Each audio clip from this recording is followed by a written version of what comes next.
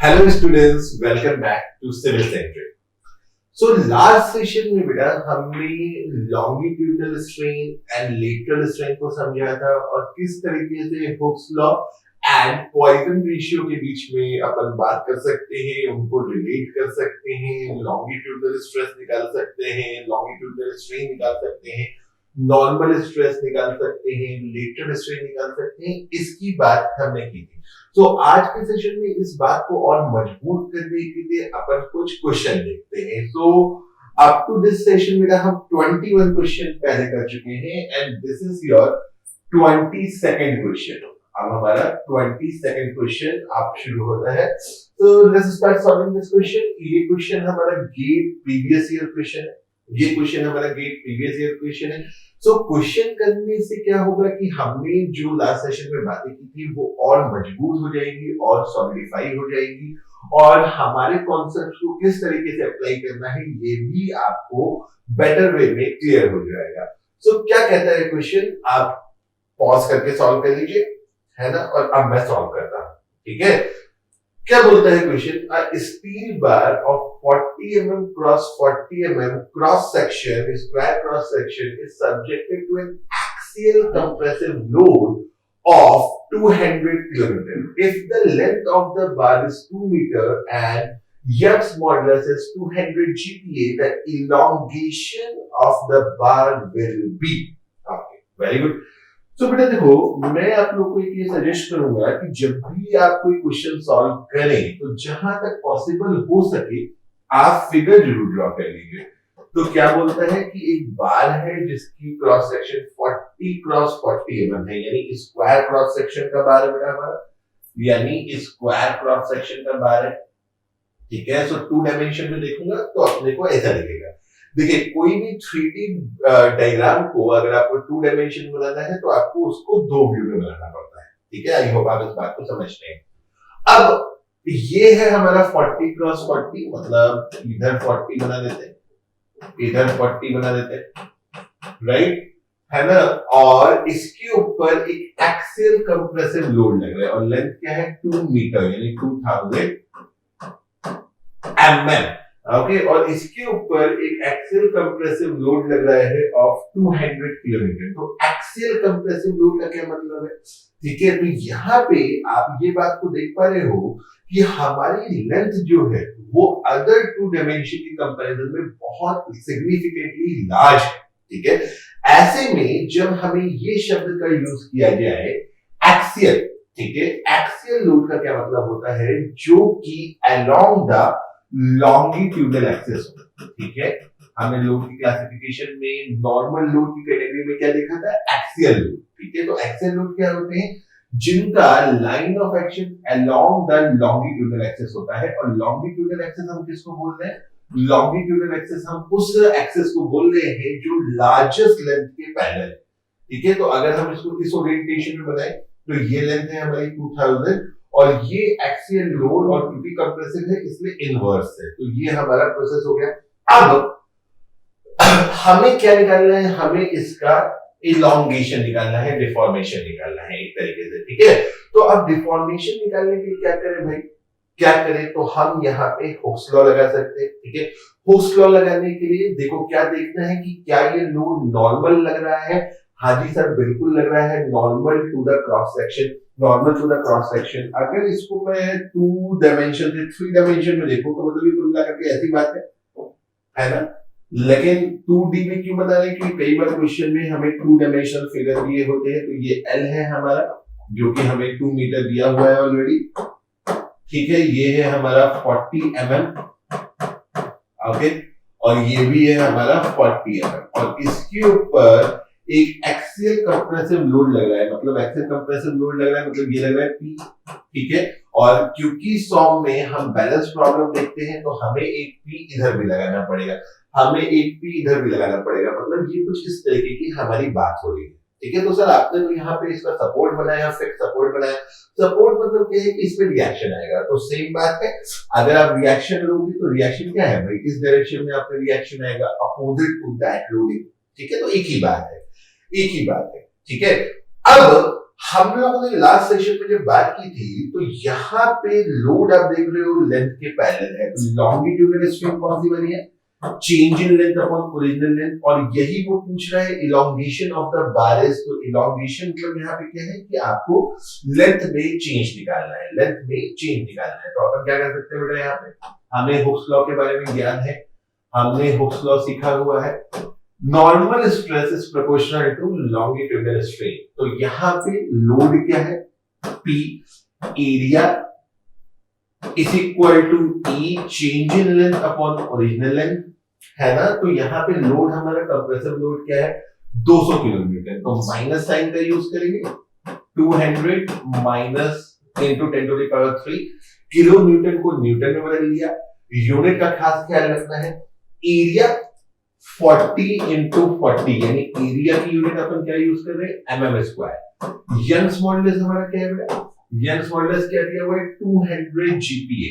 तो अगर आपने लोड को न्यूटन में लिया, अगर आपने लोड को न्यूटन में लिया है और डायमेंशंस को mm में लिया है, तो हमने क्या सीखा था पहले भी कि हमें अब इलास्टिक मॉडुलस या इलास्टिक प्रॉपर्टीज या इलास्टिक कांस्टेंट्स EGK को भी मेगापास्कल में लेना होगा, ठीक है। 1 megapascal is equal to 1 newton पर mm स्क्वायर। तो यहाँ पे E कितना दिया हुआ है, 200 GPa यानी 200 into 10 to the power 3 into delta L by L। तो L की यूनिट अब क्या रख लूं, 2000 mm। तो यहां से हम चेंज इन लेंथ निकाल सकते हैं, यहां से हम चेंज इन लेंथ निकाल सकते हैं। तो चलिए कैलकुलेटर उठाना है, ठीक है, कैलकुलेटर उठाना है, कैलकुलेट करना है, कैलकुलेटर उठाना है, कैलकुलेट करना है। तो यहाँ सीधे सीधे हमारा क्या हो रहा है, 2000 divided by 1600, so that is 1.25 mm। तो जब आप इसको कैलकुलेट करेंगे तो ये क्या आ रहा है, माइनस 1.25 mm। लेकिन जैसा आप देख पा रहे हो कि ऑप्शंस में हमें कोई भी नेगेटिव साइन नहीं दिया हुआ, तो कई बार इस सब चीजों को कंफ्यूज करने के लिए बोला इलोंगेशन है लेकिन हो कॉन्ट्रैक्शन रहा है। ऑब्वियसली जब आप कंप्रेसिव लोड लगा रहे हो तो कॉन्ट्रैक्शन हो रहा है, बोला इलोंगेशन। लेकिन ऑप्शन के अकॉर्डिंग अपने पास क्या ऑप्शन है, देखिए मैंने आपको लास्ट सेशन में बताया था, मल्टी चॉइस क्वेश्चन में we need to give the most correct answer, ठीक है। तो मोस्ट करेक्ट आंसर इन चारों ऑप्शंस में इवैल्यूएट करेंगे तो क्या है हमारा 1.25। सो आई होप ये क्वेश्चन आप लोगों को समझ में आया होगा, और जैसे जैसे हम क्वेश्चन बढ़ते जाएंगे वैसे वैसे आपको कॉन्फिडेंस और मिलता जाएगा। तो चलिए भाई अगले क्वेश्चन पे चलते हैं। So this is your next question and this is question number 23। ये हमारा हो गया क्वेश्चन नंबर 23। चलिए इसको सॉल्व करने की कोशिश करते हैं। ये भी गेट प्रीवियस ईयर क्वेश्चन, ये भी गेट प्रीवियस ईयर क्वेश्चन है और ये क्वेश्चन है NAP टाइप, ठीक है। मतलब बेसिकली यहाँ पे आपको आंसर निकाल करके उस आंसर को कंप्यूटर में फीड करना पड़ेगा, उस आंसर को लिखना पड़ेगा, ठीक है, ठीक है। तो चलिए करते हैं, क्या बोला है, ठीक है, आप पहले सॉल्व कर लीजिएगा हमेशा की तरीके से, ठीक है। तो क्वेश्चन को पढ़ने की कोशिश करते हैं। A metallic rod of 500 mm length, तो भैया 500 mm लेंथ है, चलो जी बनाओ, फिगर बनाओ, ठीक है। जो बोल रहा है, देखिए फिगर बनाने से ना चीजें सामने जब आ जाती है ना तो हमें ये भी क्लिक आता है कि यहाँ पे कौन सा कॉन्सेप्ट यूज करना है। तो मैं हमेशा आप लोगों को ये रिकमेंड करता हूँ कि किसी भी क्वेश्चन में अगर आप फिगर बना सकते हैं तो फिगर बनाने की कोशिश जरूर कीजिए। सो अब metallic rod of 500 mm length, तो इसकी लेंथ क्या है, 500 mm है, ठीक है। इसकी लेंथ है हमारी 500 mm, the diameter is 50 mm। so diameter दिया हुआ है तो obviously diameter दिया हुआ है तो obviously ये हमारी सर्कुलर बार है। when subjected to a tensile force of 100 kilonewton at its end, तो tensile force लग रही है यानी इस डायरेक्शन में फोर्सेस है 100 kilonewton, experiences an increase in length। तो क्या बोला भैया, increase in length है 0.5 mm and the reduction in the diameter is 0.015 mm। तो हमें change in length and change in dia हमको पहले ही दिया हुआ है। तो बेटा आप एक बार बताओ, और क्या निकालना है, हमें निकालने का है पॉइजन रेशियो, ठीक है। तो एक बात बताइए कि यहाँ पे लोड की डायरेक्शन आप देख पा रहे हो, लोड की डायरेक्शन के अनुसार आपको ये पता चल रहा है कि कौन सी लॉन्गिट्यूडनल स्ट्रेन है और कौन सी लेटरल है। तो यहाँ पे लॉन्गिट्यूडनल स्ट्रेन कौन डिफाइन कर रहा है? लॉन्गिट्यूडनल स्ट्रेन कैसे डिफाइन हो रही है? तो लॉन्गिट्यूडनल स्ट्रेन हमारी डिफाइन हो रही है epsilon change in length upon original length, क्योंकि लोड के डायरेक्शन के पैरेलल वाली डायमेंशन में, लोड के डायरेक्शन के पैरेलल वाली डायमेंशन में जो चेंज होता है वहीं से हमारी लॉन्गिट्यूडनल स्ट्रेन निकलती है। अब चेंज इन लेंथ बेटा यहाँ पे क्या है? 0.5 और ओरिजिनल लेंथ क्या है हमारी? 500। ठीक है, तो ये हो गई हमारी लॉन्गिट्यूडनल स्ट्रेन, राइट। और यहाँ पे आप देख रहे हो लेंथ में इंक्रीज हो रहा है, तो बेटा लेंथ में इंक्रीज हो रहा है यानी इलॉन्गेशन हो रहा है। लास्ट सेशन में साइन कन्वेंशन देखे थे, देखिए साइन कन्वेंशन कहां है भाई? देखे थे हमने ना, ये देखो, ये थे साइन कन्वेंशन। तो अगर डिफ्लेक्शन या स्ट्रेन की बात करूं तो पॉजिटिव मतलब इलॉन्गेशन और निगेटिव मतलब कॉन्ट्रैक्शन। तो मैं आपको साइन के साथ अपन लेकर के चलेंगे ताकि कहीं पर भी कंफ्यूजन की गुंजाइश ना हो। तो यहां पर प्लस लगा लेते क्योंकि ये इलॉन्गेशन हुआ है, ठीक है। अब अगर ये लेंथ के चेंज को लॉन्गिट्यूडनल स्ट्रेन समझ रहे हैं तो डाया के चेंज को ऑब्वियसली लेटरल स्ट्रेन समझेंगे, क्योंकि लॉन्गिट्यूडनल के परपेंडिकुलर डायरेक्शन में जो स्ट्रेन होती है या परपेंडिकुलर डायमेंशन में जो स्ट्रेन होती है उसको अपन लेटरल स्ट्रेन बोलते हैं। तो यहाँ पे रिडक्शन इन डायमीटर, तो रिडक्शन मतलब निगेटिव, निगेटिव मतलब कॉन्ट्रैक्शन है ना। तो ये कितना हो रहा है? माइनस, माइनस मत भूलिएगा, minus lateral upon original depth है ना। तो लेटरल स्ट्रेन हमारी क्या है? लेटरल स्ट्रेन हमारी अगर longitudinal delta L by L है तो lateral delta D by D है। तो हमें यहां से लॉन्गिट्यूडनल स्ट्रेन मिल गई, लेटरल स्ट्रेन मिल गई। निकालना क्या है? पॉइजन रेशियो निकालना है। चलो भाई बहुत बढ़िया बात है, पॉइजन रेशियो निकालना है। तो अपने को पता है कि पॉइजन रेशियो क्या होता है? माइनस, याद रखिएगा म्यू, है ना। अब तक तो समझ गए होंगे, lateral strain by longitudinal strain. तो माइनस है ना, लेटरल स्ट्रेन हमारी कितनी आई है? लेटरल स्ट्रेन आई है हमारी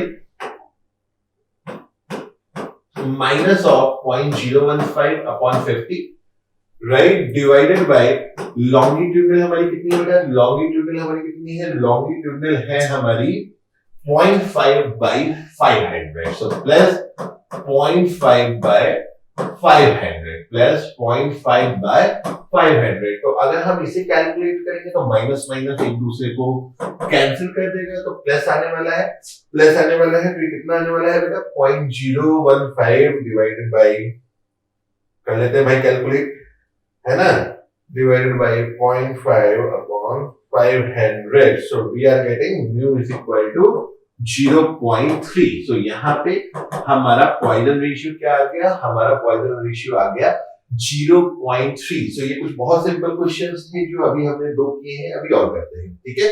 ये क्वेश्चन हो गया 22nd, देन ये वाला भी हो गया 23rd। ये भी गेट प्रीवियस ईयर क्वेश्चन है, सिविल इंजीनियरिंग, पीछे वाला मैकेनिकल इंजीनियरिंग का था। अपन जहां से मिलेगा जो मिलेगा सब करेंगे, ठीक है, ठीक है। आइए थोड़ी सी इंटेंसिटी को बढ़ाते हैं, थोड़ी सी इंटेंसिटी को बढ़ाते हैं। भाई अगर मैं आपसे, जैसे कि वाला क्वेश्चन था, तो ठीक है, तो ऐसे क्वेश्चंस में अगर मैं आपसे चेंज इन लेंथ एक्सेट्रा पूछूं तो बहुत आसानी से आप उनको निकाल सकते हैं। अब इसको थोड़ा सा अपन क्या करेंगे, थोड़ा सा अपन नेक्स्ट लेवल में चलेंगे, ठीक है।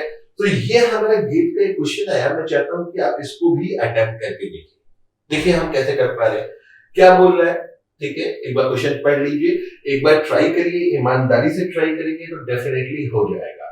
सो uh horizontal bar fix at one end, ठीक है, एक हॉरिजॉन्टल बार है जो कि एक एंड पे फिक्स है, ठीक है। सो आई होप कि आप लोग इसको सॉल्व कर रहे हैं, है ना, सॉल्व हो जाए तो इस वीडियो को अब आगे देखिएगा, ठीक है। एक बार खुद अटेम्प्ट करेंगे फिर आगे देखेंगे। तो अ horizontal bar fix at one and, जहां पे x इज इक्वल टू 0 पकड़ा हुआ है, has the length of 1 metre. चलो भैया फिगर बनाने की कोशिश करते हैं। तो हमारे पास एक बार है, ठीक है, ये बार हमारी एक एंड पे फिक्स है, चलो बहुत बढ़िया बात है, ठीक है। और इसकी लेंथ 1 मीटर है, इसकी लेंथ हमारी 1 मीटर है, और जहां पे हमारा फिक्स एंड है वहां पे x इज इक्वल टू 0 पकड़ा, मतलब हम x को यहां से ले रहे हैं, ठीक है। And the cross sectional area is 100 mm square. हमें क्रॉस सेक्शन का शेप नहीं दिया, करना क्या है, उससे सीधा सीधा एरिया दिया हुआ। इस इलास्टिक मॉडुलस वेरीज अलोंग इस length as given by Ex is equal to 100 e to the power minus x GPa। मतलब अब यहाँ पे खास बात क्या है कि आपका यंग्स मॉडुलस हमारा x के साथ क्या कर रहा है, वेरी कर रहा है। हमारा जो यंग्स मॉडुलस है वो x के साथ क्या कर रहा है, वेरिएशन में। Where x is the length coordinate in meter, जहां पे x हमारा मीटर में लेंथ कोऑर्डिनेट दिया हुआ है along the axis of the bar, an axial tensile load of 10 kilonewton is applied at the free end। मतलब free end क्या है, यहाँ पे जहां पे x is equal to 1 metre है और axial tensile load यानी इसके ऊपर 10 किलोन्यूटन लोड लग रहा है, यानी इसके ऊपर 10 किलो, यानी इसके ऊपर क्या लग रहा है, इसके ऊपर हमारा 10 किलो न्यूटन का लोड लग रहा है। तो ये फिगर थोड़ा सा, चलो एक बार बना देंगे, कोई नहीं, है ना। सो आई थिंक क्वेश्चन तो हमको समझ में आ ही गया है। तो यहाँ पे बेटा हमारा क्या है, यहाँ से फिक्स है, x इज इक्वल टू 0 है, x यहाँ से ले रहे हैं, लेंथ हमारी 1 मीटर दी हुई है, लेंथ इज 1 मीटर और यहाँ पे एक लोड लग रहा है अपना 10 किलोमीटर का और यहाँ पे हमारा x is equal to 1 metre. तो यहाँ पे माय डियर स्टूडेंट्स खास बात क्या है और ये क्वेश्चन कैसे प्रीवियस क्वेश्चन से डिफरेंट है, तो यहाँ पे हमें Young's modulus as a function of x दिया हुआ है। हमें यहाँ पे जो यंग्स मॉडुलस है वो दिया हुआ है as a function of x और ये हमारा क्वेश्चन नंबर बेटा कौन सा हो गया, 24। ठीक है, ये हमारा 24 क्वेश्चन है। अभी तक जितना हमने पढ़ा उसमें ये अब हमारा 24 क्वेश्चन है। ठीक है, ठीक है, तो ये कितना हो गया बेटा, 10 किलोमीटर। तो अब यहाँ पे खास बात क्या है और कैसे ये क्वेश्चन में डिफरेंस है पीछे के क्वेश्चन से कि यहाँ पे हमारा यंग्स मॉडुलस x के साथ वेरी कर रहा है, x के साथ वेरी कर रहा है। अब इस बात को समझिए बेटा, इस बात को समझिए, अगर इस क्वेश्चन का यंग्स मॉडुलस वेरी नहीं कर रहा होता तो हम इसको कैसे कर देते, तो हम इसको ऐसा करते कि सर यंग्स मॉडुलस वेरी नहीं कर रहा, हमने फॉर्मूला डेवलप किया हुआ है PL/A। लेकिन क्योंकि यहाँ पे यंग्स मॉडुलस वेरिएशन में है, हम इस फॉर्मूले को डायरेक्टली यूज नहीं कर सकते। और ये जो क्वेश्चन है इसमें बाय डिफॉल्ट एक बात और हो गई कि हमारा एक अजम्पशन भी वायलेट हो गया। अब आप कहोगे कि सर अजम्पशन वायलेट हो गया और ये कैसे पता चला, यंग्स मॉडुलस वेरी कर रहा है, मतलब यंग्स मॉडुलस वेरी कर रहा है मतलब this is not a isotropic and homogeneous material. अगर आइसोट्रोपिक और होमोजेनस होता तो यंग्स मॉडुलस वेरी नहीं कर सकता था, ये भी हमने देखा। तो इस क्वेश्चन से हमें ये भी इंसाइट मिली कि अगर यंग्स मॉडुलस कांस्टेंट ना हो यानी मटेरियल आइसोट्रोपिक होमोजेनस ना हो तो भी हम उसे कैसे डील कर सकते हैं। ठीक है, तो जैसे जैसे क्वेश्चन करते हैं अपने आप कॉन्सेप्ट बढ़ के निकल के आते हैं। तो एक तो सवाल साफ है कि भैया ये डायरेक्ट यूज नहीं कर सकते। अब एक बात को बड़े ध्यान से सुनिएगा और इसको गांठ बांध लीजिएगा। देखिए, कभी भी अगर कोई चीज वेरिएशन में होती है, कभी भी अगर कोई चीज वेरिएशन में होती है, कोई पैरामीटर वेरिएशन में होता है, तो उसको काउंटर करने के लिए मैथमेटिक्स में एक जुगाड़ बना है जिसका नाम है इंटीग्रेशन। ठीक है, हम मैथमेटिक्स में जो इंटीग्रेशन पढ़ते हैं वो एक्चुअली ऐसे ही केसेस को काउंटर करने के लिए पढ़ते हैं जिसमें चीजें वेरिएशन में होती है, सब्जेक्ट कोई भी हो। ओके, सो माइक प्रॉब्लम सॉल्व, माइक लगाना ही भूल गया था, कोई नहीं, यहां से कंटिन्यू करते हैं। सो मैं क्या बोल रहा था, अब आपको आवाज भी बेहतर आ रही होगी। मैं क्या बोल रहा था कि जब भी हमारा कोई पैरामीटर वेरिएशन में होता है हमें इंटीग्रेशन की तरफ बढ़ना होता है, इसीलिए मैथमेटिक्स में इंटीग्रेशन को डेवलप किया गया। अब यहां पे यंग्स मॉडुलस हमारा वेरिएशन में है, मटेरियल आइसोट्रोपिक नहीं है। ठीक है, कैसे डील करना है, तो जब भी कोई चीज वेरिएशन में होगी तो इंटीग्रेशन का जुगाड़ करेंगे। इंटीग्रेशन का जुगाड़ करेंगे तो क्या करेंगे भाई, इंटीग्रेशन का जुगाड़ करेंगे तो सबसे पहले लेंगे एक पट्टी। ठीक है, मतलब अंग्रेजी में जिसको बोलते हैं अपन स्ट्रिप। तो कहीं पर भी इंटीग्रेशन करना हो तो कैसे करेंगे? सबसे पहले जो चीज आप निकालने की इच्छा रखते हो, जो भी पैरामीटर, जो भी चीज आप निकालने की इच्छा रखते हो, उसको सबसे पहले स्ट्रिप पे लिख लो, ठीक है? और फिर उसे क्या कर दो? इंटीग्रेट कर दो। फिर उसे क्या कर दो? उसे अपन इंटीग्रेट कर देंगे और इंटीग्रेट करके पूरी बात निकल जाएगी। यानी अगर मैं इस स्ट्रिप का डिफॉर्मेशन निकाल लूं, किसी तरीके से इसका एक्सप्रेशन लिख दूं और इसे इंटीग्रेट कर दूं, तो मुझे इस पूरे बार का डिफॉर्मेशन मिल जाता है। So what is the strip, what is the delta of strip? तो हमारा डेल्टा स्ट्रिप बेटा क्या आएगा? लोड तो सेम ही है, ठीक है? लोड तो वेरिएबल है नहीं, जो वेरिएबल नहीं है उसे ऐसे ही लिख देंगे। अब स्ट्रिप का लिख रहे हैं तो जाहिर सी बात है लेंथ किसकी यूज करेंगे? स्ट्रिप की यूज करेंगे। एरिया है हमारे पास, यंग्स मॉडुलस वेरिएबल है, ठीक है? वैल्यूज प्लेस करना शुरू करते हैं, ठीक है? वैल्यूज प्लेस करना शुरू करते हैं। सो डेल्टा स्ट्रिप बेटा हमारा कितना हुआ? So we have the P as 10 kilo newton. कितना दिया है? 10 किलो न्यूटन दिया हुआ है, बहुत बढ़िया बात है। 10 kilo newton 10 into 10 to the power 3, ठीक है? 10 into 10 to the power 3 dx है, ओके, ठीक है? तो जब भी हम इंटीग्रेट करते हैं बेटा, अगर dx यहां लिखा हुआ है तो जो भी चीज कांस्टेंट है उनको हम बाहर ले सकते हैं और जो भी चीज x का फंक्शन है उसे आप अंदर रख सकते हैं। तो एरिया हमारा क्या दिया हुआ है? एरिया दिया हुआ है हमारा 100 mm स्क्वायर। एरिया है हमारा 100 mm स्क्वायर। ई हमारा क्या है? यंग्स मॉडुलस क्या है? 100 into e to the power minus x GPa, e to the power minus x GPa. और यहां पे हमें दिया हुआ है, देखिए x is the length coordinate in metre. x किसमें? मीटर में। तो बेटा रिस्क लेने का नहीं, सब कुछ यहां पे मीटर में कर लो। तो ये क्या दिया हुआ था? 100 mm स्क्वायर। तो 100 mm स्क्वायर दिया हुआ है, तो इसको जरा एरिया को अपन मीटर में चेंज कर लेते हैं। तो 1 mm में 10 टू द पावर माइनस 3, तो mm स्क्वायर में 10 टू द पावर माइनस 6। और जीपीए है तो जीपीए को मीटर में करेंगे तो 10 टू द पावर 9 आ जाएगा, 10 टू द पावर 9 आ जाएगा। तो इससे क्या है बेटा? देखो रिस्क फैक्टर नहीं है। इससे क्या है बेटा? अपने को रिस्क फैक्टर नहीं है, वरना क्या है कि रिस्क नहीं लेने का, ठीक है? अपने को रिस्क नहीं लेने का। देखो जब उन्होंने बोला कि x is varying in, x is given in metre, x अपन मीटर में ले रहे हैं इस इक्वेशन में, ठीक है? तो अब इसको mm में चेंज नहीं करना, इसको मीटर में ही सॉल्व कर देंगे। तो मीटर में सॉल्व कर देंगे, ठीक है? तो ये हमारा क्या बन गया? ये बन गया डिफॉर्मेशन ऑफ द स्ट्रिप। ये बन गया डिफॉर्मेशन ऑफ द स्ट्रिप। तो स्ट्रिप का डिफॉर्मेशन पता चल गया। अब मुझे क्या निकालना है? मुझे निकालना है पूरी बार का डिफॉर्मेशन। तो जब मुझे पूरी बार का डिफॉर्मेशन निकालना है, तो मैं क्या करूं? इस एक्सप्रेशन को इंटीग्रेट कर दूं। ये तो कुछ और ही बन गया, कोई नहीं। तो जब मैं इसे इंटीग्रेट कर दूं तो इधर साइड इंटीग्रेट कर देता हूं 0 से डेल्टा के बीच में। भाई इंटीग्रेशन मैथमेटिक्स में इसीलिए तो पढ़े हम, है ना? इंटीग्रेशन मैथमेटिक्स में इसीलिए तो पढ़े हम, ठीक है?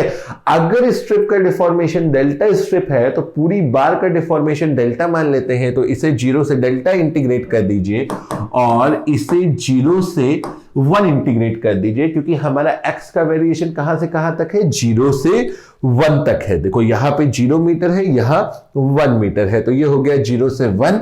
और इसको अपन क्या बोल सकते हैं? 10 into 10 to the power 3 divided by 100, और इसको आप कैलकुलेट कर लीजिए। तो 10 to the power minus 6, 10 to the power 9, ये आ गया 10 to the power 3, 100 into e to the power minus x dx, ठीक है? dx। तो आप कहोगे सर अगर mm में लेते तो भी तो यही करते। बिल्कुल सही बात है, बिल्कुल सही बात है, डिफरेंस यहां नहीं आता। लेकिन फिर भी क्यों रिस्क लेना भाई? एक नंबर कम हो गया गेट में तो बहुत नुकसान हो जाएगा, ठीक है? तो रिस्क नहीं लेना, जो हो रहा है वो होने दीजिए। तो यहां से हम इसको फर्दर सॉल्व कर सकते हैं, इंटीग्रेट कर सकते हैं, मुझे आप पे पूरा यकीन है ना? तो चेंज देखो, अब जैसे गलती कहां हो जाती, आप यहां फिर 1000 भी ले सकते थे, गेटिंग माई पॉइंट। तो जब आप इसे इंटीग्रेट करोगे तो आई होप कि हम सब इंटीग्रेशन कर सकते हैं, हम सब इंटीग्रेशन कर सकते हैं। तो इंटीग्रेशन नहीं कर रहा हूं, ठीक है।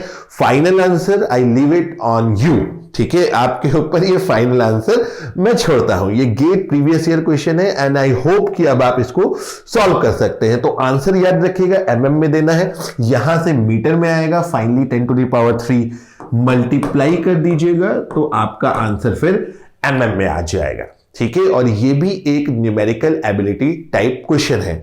सो बेटा इस क्वेश्चन में अगर हमें ये बात भी समझ में आई कि ई कांस्टेंट था तब तो हम चीजों को बहुत आसानी से निकाल ही लेते थे, और अगर ई कांस्टेंट नहीं है, ई वेरिएबल है, तो भी किस तरीके से प्रॉब्लम को अप्रोच करना है, सॉल्व करना है, ये भी हमको समझ में आया। और यहां से crunch point, take away point क्या है कि कभी भी अगर कोई पैरामीटर वेरिएशन में होगा तो हम इंटीग्रेशन का जुगाड़ करेंगे। सॉल्व में आगे चल के कई जगह पे ये बात आपको देखने को, सुनने को और समझने को मिलने वाली है, ठीक है। एक आखिरी क्वेश्चन और करके फिर नेक्स्ट सेशन में चलते हैं, और मैं इस टॉपिक के ऊपर एक क्वेश्चन आपको और कराऊंगा, ठीक है, लेकिन वो इस सेशन में नहीं कराऊंगा। आपको थोड़ा सा समय देना चाहता हूं इस सेशन के बाद, ताकि आप इस चीज को एक बार और इवेल्युएट कर ले, अपने दिमाग में बैठा ले, ठीक है। फिर हम थोड़ा सा एक लेवल और जंप करके एक और बहुत अच्छा क्वेश्चन देखेंगे, but in the next session. आज के सेशन के लिए ये last question, and this is our question number 25 है ना, 25वां क्वेश्चन, ठीक है। 25 क्वेश्चन तक हम पहुंच चुके हैं, ठीक है। काउंटिंग करते रहेंगे, देखते रहेंगे, ठीक है। चलिए पढ़ते हैं, ठीक है। सबसे पहले तो आप इसको पढ़िए, ऑप्शन मार्क करिए, फिर मैं करता हूं। सो 2 आइडेंटिकल सर्कुलर रॉड्स, ठीक है, मैं करने जा रहा हूं। 2 identical circular rods of same diameter and same length are subjected to same magnitude of axial tensile force, ठीक है। तो 2 rods हैं जो कि same axial tensile force पे subjected है। One of the rod is made up of mild steel, एक rod को mild steel का बनाया है, having the modulus of elasticity, यानी हमें यंग्स मॉडुलस स्टील का गिवन किया हुआ है 206 जीपीए, ठीक है, ठीक है। The other rod is made up of cast iron of modulus of elasticity 100 GPa, यानी कास्ट आयरन का यंग्स मॉडुलस हमको दिया हुआ है 100 GPa. Assuming both the material to be homogeneous and isotropic, ये नहीं भी बोलता तो हम मान ही लेते, and the axial force causes the same amount of uniform stress in both the rods। ये भी बोलने की बात नहीं थी, कहानी जानते इतनी लंबी लंबी क्यों लिख देते हैं क्वेश्चंस में, ताकि आप ज्यादा पढ़ो, मोर स्टडी मोर कंफ्यूजन, जितना पढ़ोगे उतना कंफ्यूजन का स्कोप ज्यादा बनता है। अब यूनिफॉर्म स्ट्रेस, अरे भाई जब लोड सेम है, एरिया सेम है, तो स्ट्रेस तो फोर्स अपॉन एरिया होती है, तो ये नहीं भी बोलता तो भी तो मान लेते। The stresses developed are within the proportionality limit of the respective material. Which of the following observation is correct? ठीक है, ठीक है। तो भैया प्रोपोर्शनैलिटी लिमिट के अंदर बोल रहा है, तो प्रोपोर्शनैलिटी लिमिट के अंदर बोल रहा है मतलब Hooke's law is very well valid. तो हुक्स लॉ क्या होता है? हुक्स लॉ होता है delta is equal to PL upon A, है ना, PL अपॉन A। तो load constant, L constant, A constant, यानी हम ये कह सकते हैं कि हुक्स लॉ के अंदर अगर PL और A कांस्टेंट है तो वी कैन से कि जो हमारा इलोंगेशन है वो प्रोपोर्शनल है 1 अपॉन E के, प्रोपोर्शनल है 1 अपॉन E के, ठीक है। अब स्टील का यंग्स मॉडुलस ज्यादा है तो स्टील का इलोंगेशन कम होगा क्योंकि ये डिनोमिनेटर में है, जाहिर सी बात है, और कास्ट आयरन का यंग्स मॉडुलस कम है तो कास्ट आयरन का डिफॉर्मेशन ज्यादा होगा, कास्ट आयरन का डिफॉर्मेशन ज्यादा होगा। सो बाय द फॉर्मूला हम इस चीज को ऑब्जर्व कर सकते हैं, तो क्या ऑप्शन हो गया? सी ऑप्शन हो गया कि cast iron rod elongates more than the mild steel rod. तो आप कहोगे सर इस क्वेश्चन को आपने कराया तो इसमें कुछ ऐसी खास बात तो नहीं लगी हमें। खास बात इसलिए नहीं लगी, अब अगर आपने इसको खुद से सॉल्व किया होगा तो आप में से मैं विश्वास करता हूं कई लोगों के मन में यह आया होगा कि सर यार steel should elongate more than the cast iron, क्योंकि हम क्या समझते हैं, क्या समझे बैठे रहते हैं कि steel is ductile and cast iron is brittle, है ना। यही तो सीखा है हमने, यही तो सुना है, यही तो समझा है कि स्टील जो होता है, माइल्ड स्टील जो होता है वो बहुत डक्टाइल होता है, कास्ट आयरन जो होता है वो ब्रिटल होता है। अब जो डक्टाइल होता है उसका इलोंगेशन ज्यादा होता है, उसका डिफॉर्मेशन ज्यादा होता है, तो जाहिर सी बात है माइल्ड स्टील ज्यादा इलोंगेट करेगा। तो जो इस डायरेक्शन में सोच लेता है वो बी लगा देता है। Getting my point. तो सर इस सोच में गलती क्या है? तो इस सोच में गलती ये है कि जो डक्टिलिटी होती है ना बेटा, वो प्लास्टिक रीजन में होती है। डक्टिलिटी परमानेंट डिफॉर्मेशंस को दिखाती है, प्लास्टिक रीजन में उसकी रिलीवेंस है। डक्टिलिटी क्या है? इट इज द प्रॉपर्टी जिसकी वजह से आप metal can be drawn into wires, उसको खींच करके वायर की तरीके से खींचा जा सकता है। ठीक है, ठीक है। तो वायर की तरीके से खींचा जा सकता है तो क्या होगा? वहां परमानेंट डिफॉर्मेशंस की बात कर रहे हैं। तो अगर मैं बात करूं कास्ट आयरन की, तो विद इन प्रोपोर्शनैलिटी लिमिट याद रखिएगा कास्ट आयरन का डिफॉर्मेशन ज्यादा होता है। बियॉन्ड प्रोपोर्शनैलिटी लिमिट क्या होता है? माइल्ड स्टील की डक्टिलिटी ज्यादा होने की वजह से उसमें यील्डिंग ज्यादा रिप्रेजेंट होती है, डिफॉर्मेशन ज्यादा होता है, लेकिन वो होता है प्लास्टिक रीजन में बियॉन्ड द प्रोपोर्शनैलिटी लिमिट। तो बेटा बिल्कुल कंफ्यूजन की जरूरत नहीं है, आप अपने कॉन्सेप्ट को मजबूती से पकड़ रहिए। आपको बोला प्रोपोर्शनैलिटी लिमिट, फटाफट हुक्स लॉ लगाइए, फॉर्मूला देखिए। मैथमेटिक्स से अच्छी कोई चीज नहीं है, मैथमेटिक्स से ज्यादा बेहतर वे में कोई आपको कुछ भी एक्सप्लेन नहीं कर सकता। अब देखो मैथमेटिकली हमने देखा डेल्टा प्रोपोर्शनल टू 1/e, ई ज्यादा होगा डिफॉर्मेशन कम होगा, ई कम होगा डिफॉर्मेशन ज्यादा होगा। सीधी सी बात है, हमारा सी ऑप्शन करेक्ट आ जाएगा। सो आई होप ये बात भी आपको अच्छे से समझ में आई। तो आज के सेशन में बेटा हमने क्या किया? हमने क्वेश्चन किया। इस सेशन में हमने क्वेश्चंस किए हुक्स लॉ और पॉइजन रेशियो को और बेटर वे में समझने के लिए। तो इसके बाद मैं आपको इस टॉपिक का एक क्वेश्चन और कराना चाहता हूं, लेकिन उससे पहले आपको थोड़ा सा और प्रैक्टिस करनी है, थोड़ा चीजों को समझना है। और इन क्वेश्चंस को करने के बाद जो लास्ट सेशन था जिसमें हमने हुक्स लॉ और पॉइजन रेशियो को समझा था, वो भी आपको और मजबूती के साथ पकड़ में आ गया होगा। Okay, so with this thank you very much and see you in the next session.